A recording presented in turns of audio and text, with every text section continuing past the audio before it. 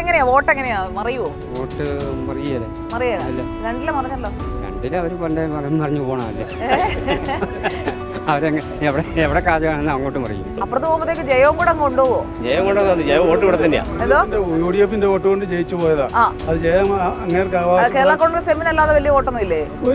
തീർച്ചയായിട്ടും ഇല്ല. മാണിയായിരുന്നപ്പോ മാണിസാറിനെ മുഴുവൻ തിരിച്ച് വിളിച്ച് കള്ളനാന്ന് പറഞ്ഞവരെ കൊടുത്ത് വീണ്ടും പിന്നെ ഇവർ അങ്ങോട്ട്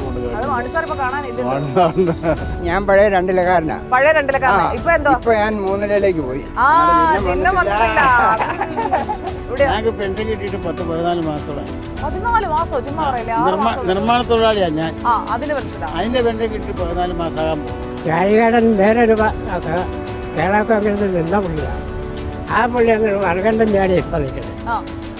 ഇവരുടെ വോട്ട് കൊണ്ടാ കഴിഞ്ഞ പ്രാവശ്യം ചോദിച്ചത്. അപ്പൊ ഇത്തവണ പോയത് കൊണ്ട് ഗുണമൊന്നുമില്ല. ഗുണമുണ്ടോന്ന് ചോദിച്ചാൽ ഇത്തവണ പുള്ളിയാ.